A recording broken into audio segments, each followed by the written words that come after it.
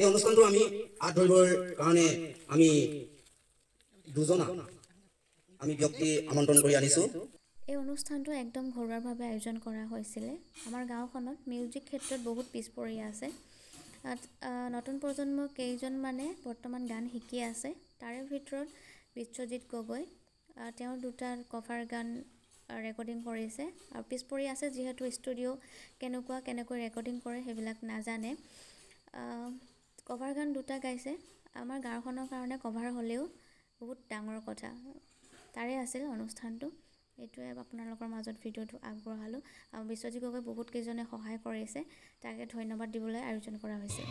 বিশ্বজিৎ আগুৱাই যাওক, আমি আগুৱাই যোৱাতে কামনা কৰোঁ আৰু সদায় আমাৰ আশীষ থাকিব তেওঁ যাতে আগুৱাই যাওক। সকলোৰে আমাৰ অঞ্চলৰ বাবে এটা সংবাদ বুলিয়ে ক'ব লাগিব। আৰু আমি ইমানো ক'বলৈ আমাৰ ক'ব পৰা হেৰি নাই বাৰু, তথাপিতো আমি কওঁ তেওঁ এতিয়া নতুনকৈ উঠি অহা প্ৰজন্ম, তেওঁ আগুৱাই যাওক, তেওঁ ঈশ্বৰে মংগল কৰক, আগুৱাই নিয়ক, ইয়াকে কৰি তাৰে শুভকামনা থাকিল। বাইদেউ নমস্কাৰ। বিশ্বজিৎক সদায় আমি গান শুনি থাকোঁ, ভাল পাওঁ। বিশ্বজিতে আগুৱাই যাওক ক'লোঁ। কি ক'ব? বিশ্বজিৎ আগুৱাই যাবলৈ আশীৰ্বাদ কৰিছোঁ। মই বিশ্বজিৎক আগুৱাই যাবলৈ আশীৰ্বাদ কৰিছোঁ। নমস্কাৰ, মই বিশ্বজিতৰ আইতাক হয়। মই বিশ্বজিতক আগুৱাই যাবলৈ খুব হেঁপাহ কৰিছোঁ। খুব ভাল পাইছোঁ। আমাৰ এই এনেকুৱা পিছপৰা গাঁওখনৰ পৰা যে এনেকুৱা উঠি অহা প্ৰজন্ম ল'ৰা এটা ইমান সুন্দৰকৈ আগবাঢ়ি গৈছে, খুব ভাল লাগিছে। আমাৰ বোকাৰ পদুম ফুলাৰ নিচিনাই অনুভৱ কৰিছোঁ। আগলৈও খুব ভালকৈ আগবাঢ়ি যাওক তাৰে কামনা কৰিছোঁ। ভালেই লাগিছে। আমি জীয়াই থকা অৱস্থালৈকে আৰু অলপমান আগলৈ গৈ থাকক ইয়াত আশা কৰিছোঁ। আৰু যেনেকৈ পাওঁ আমি আশীৰ্বাদ কৰি থাকিম। আমাৰ আশীৰ্বাদৰ বাহিৰে একোৱে নাই। দদাই হয়, চকুৰ অলপ প্ৰব্লেম হৈছে। কি ক'ম, মোৰ ভতিজা হয়, কিন্তু আজি মই দেখি পোৱা হ'লে আৰু ভাল লাগিলে হ'ল। কিন্তু কাণে শুনি থাকোঁ আমাৰ ভতিজাটো বহুত আগবাঢ়ি গৈছে। ৰাইজে যাতে আশীৰ্বাদ কৰক। মোৰ ফালৰ পৰাও মই আশীৰ্বাদ কৰিছোঁ, ভগৱন্তই কৃপা কৰক, এয়াকে ক'লোঁ। উজ্জ্বল কামনা হওক আৰু আগন্তুক দিনবিলাকত তেওঁ আৰু আগুৱাই যাওক। আমি চপতলি গাঁৱৰ ৰাইজৰ হৈ আমি সকলোৱে তেওঁক আশীৰ্বাদ কৰিছোঁ। তেওঁ যেন আৰু দুপদে আগবাঢ়ে, তেওঁৰ ভৱিষ্যত জীৱন যেন পথাৰ ধান হিচাপে আৰু বহল হৈ যাওক। অসমতে নহয়, গোটেই ভাৰতবৰ্ষত, গোটেই পৃথিৱীতে তেওঁৰ নাম যেন বিশ্বজিৎ বুলি ৰাইজে জানে, এই কামনা কৰি তেখেতে এই উৰুষা পূজাত যি পালেও নেপালেও, যি দিও মোক নিজৰ ঘৰৰ বুলি ভাবি মই থাকিম, যি দিলেও মই খাম। গতিকে বিশ্বজিতক আগুৱাই নিম। আজি এই দুটি গীত তেওঁ নিজেই গীত দিছে, তেওঁ নিজেই চিলেক্ট কৰি দিছে আৰু তেওঁৱে আজি এই গীতকেইটা ষ্টুডিঅ'ত ৰেকৰ্ডিং কৰিবৰ কাৰণে যি খৰচ পাতি হৈছে তেওঁ দিছে। তেওঁ কিন্তু এজন অসুখীয়া লোক। তেওঁলৈ মই অশেষ ধন্যবাদ জনাইছোঁ। আৰু মই নোমল বৰা ডাঙৰীয়া, ককাইদেউ, মৰমৰ ককাইদেউ বিশ্বজিতৰ বৰদেউতাক বুলি ক'ব লাগিব।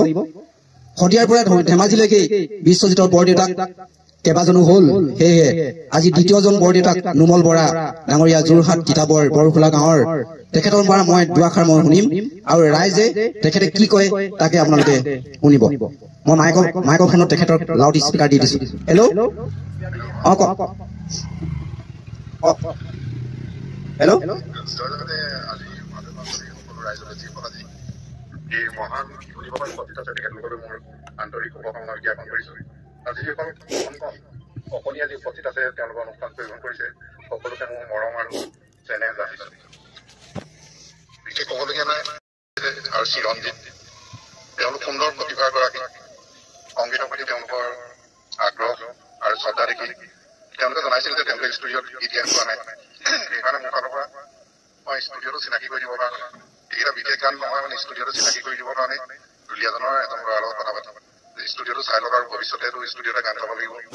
ষ্টুডিঅ'টো দেখুৱাবৰ কাৰণে বা ষ্টুডিঅ'ত কেনেকৈ গীত গায়, কেনেকৈ গীত পৰিৱেশন কৰিব পাৰে, এইখিনি দেখুৱাবৰ কাৰণে মই দুলীয়াজনলৈ লৈ গৈছিলোঁ। আৰু তাতে তেওঁলোকে সুন্দৰকৈ গীত গালে। ভয় কৰা নাই বাৰু। যথেষ্ট কি শিকিলে কি মিলিলে মই ক'ব নোৱাৰোঁ। আৰু তাত যিজন ৰেকৰ্ডিং আছিলে তেওঁ যিমান পাৰে শিকাবলৈ যত্ন কৰিলে যে এইটো এনেকৈ গাব লাগে, এইটো এনেকৈ গাব লাগে, এইটো এনেকৈ ল'ব লাগিব। তেওঁ শিকাবলৈ কৈছিলোঁ। তেওঁ সেইখিনি যিমানখিনি পাৰে শিকালে। দুটা গীত গালে, যিহেতু কমেও 2 ঘণ্টা, প্ৰথম দিনা 2.5 ঘণ্টামান সোমাই থাকিলে ষ্টুডিঅ'ত, পিছৰ দিনাও 2 ঘণ্টামান সোমাই থাকিলে। সেইখিনি ভাবিছোঁ মই তেওঁৰ অভিজ্ঞতা হ'ল আৰু ভৱিষ্যতে সকলোৱে এনেকৈ আগবঢ়াই নিব বুলি মই আশা ৰাখিছোঁ। আপোনালোক আছে সকলো স্থানীয় ৰাইজ, সকলোৱে নিশ্চয় এই প্ৰতিভাক আগবঢ়াই নি অসমৰ ভিতৰত বা অসমৰ ভিতৰতে নহয় বিশ্বতে জগত জিলিকা কৰিব বুলি মই আশা ৰাখিছোঁ। আৰু তেওঁলোক মোৰ আশীৰ্বাদ আৰু মৰম চেনেহ যাচিছোঁ। মই গাঁৱৰ এজন দৌতিকে হয়। বিশ্বজিৎ ভৱিষ্যত উজ্জ্বল কামনা কৰিছোঁ যাতে পৃথিৱীৰ প্ৰত্যেক চুকৰ কাৰণে যাতে বিশ্বজিতৰ একতা হওক, যে বিশ্বজিত ভালকৈ আগুৱাই যাওক। আৰু মই নিজেই সদায় আহি দেওবাৰ দিনটো এইফালে কালিলৈ ওলাই আহিলে দেখোঁ বিশ্বজিতে সংগীতৰ ক্লাছ কৰি থাকে, আৰু যেতিয়া হাৰমনিখন বজাই থাকে তেতিয়া মই অন্তত মোক খোজকেইটা ৰৈ যায়। মই সৰুৰ পৰা সংগীত খুব ভাল পাওঁ, সেইটো মানে বিশ্বজিতৰ দেউতাক মাকো কৈছোঁ ভৱিষ্যত বিশ্বজিত মানে ডাঙৰকৈ এটা ভাল শিল্পী গায়ক হ'ব, আৰু সেই মোৰ আশা আছে। মই ভাল পাওঁ গান যেনেকৈ গাব তেনেকৈ আগবাঢ়ি গৈ আছে, সেই আশাৰে মই বাট চাই আছোঁ। কেতিয়া পূৰ্ণ কৰিব পাৰে সেইটোকে বিচাৰিছোঁ। বহুত বহুত মৰম আৰু শুভেচ্ছা জনালোঁ। ভৱিষ্যতে অনাগত দিনত মানে তেওঁ ভাল ভাল গান গায় আৰু ৰাইজৰ যিবিলাক সহায় সহযোগ কৰিছে তেওঁলোকক যাতে পাহৰি নাযায়, সেইটোৱে আৰু শুভেচ্ছা থাকিল। পিতৃ মাতৃ আজিৰ দিনটো হ'ল বৰ সুখৰ দিন। আপোনালোকৰ সপোন এটা পূৰণ হৈছে। আপোনালোকৰ কনিষ্ঠ পুত্ৰ হয়, ল'ৰা দুইটাই গান গায়, সেইবাবে মোৰ এণ্টাৰটেইনমেণ্ট প্লাছ চেনেলকো মই ধন্যবাদ জ্ঞাপন কৰিছোঁ, আৰু মীনাৰাম কোঁৱৰ ডাঙৰীয়াকো মই বহুত ধন্যবাদ জ্ঞাপন কৰিছোঁ, আৰু পবিত্ৰ গগৈ ককাইদেউকো বহুত ধন্যবাদ জ্ঞাপন কৰিছোঁ। তেখেতে ইমানখিনি গানৰ কাৰণে আগবাঢ়ি যাবৰ কাৰণে তেখেতে বাদ্যযন্ত্ৰ দিলে। নোমল বৰা বিশ্বজিতৰ বৰদেউতা, তেখেতেও এইখিনি গান আগবাঢ়ি যোৱাৰ কাৰণে বহুতখিনি মই তেখেতক ধন্যবাদ জ্ঞাপন কৰিছোঁ। কোনোদিন আমি ভবা নাছিলোঁ এনেকৈ আগবাঢ়ি ষ্টুডিঅ'ত গান গাবৰ কাৰণে আমাৰ সামৰ্থ্য নাই। তেখেতে ইমানখিনি আগবাঢ়ি যাবৰ কাৰণে ল'ৰাটোক এনেকৈ মানে আগবঢ়াই নিছে, সেইকাৰণে বহুতখিনি মই ভাল পাইছোঁ। তেখেতে আৰোগ্য হওক, বেমাৰ অসুস্থ গাৰে আহি আমাৰ গৃহত আহি এনেকৈ ল'ৰাটোক মৰম যাচিছে, সেয়েহে মই বহুত তেখেতক ধন্যবাদ জ্ঞাপন কৰিছোঁ। তেখেতে আৰু দীৰ্ঘজীৱী হওক, সেয়ে মই বহুত আনন্দিত হৈছোঁ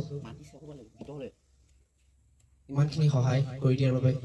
মোৰ মা আৰু দেউতাকো মই অশেষ ধন্যবাদ জনাইছোঁ, আৰু যোৰহাট তিতাবৰৰ নোমল বৰদেউতাকো মই ধন্যবাদ জনাইছোঁ, আৰু ইয়াত উপস্থিত থকা অতিথিসকল দাদা বাইদেউসকলকো মই অশেষ ধন্যবাদ জনাইছোঁ, আৰু মোৰ এণ্টাৰটেইনমেণ্ট প্লাছৰ গৌতম খুৰা আৰু গৌৰী খুৰাকো বহুত ধন্যবাদ জনাইছোঁ, আৰু জিতু গগৈ 123 চেনেলৰ জিতু গগৈ খুৰাকো বহুত ধন্যবাদ জনাইছোঁ, আৰু হেমন্ত দাস এনজান চেনেলৰ হেমন্ত দাস খুৰাকো মই বহুত ধন্যবাদ।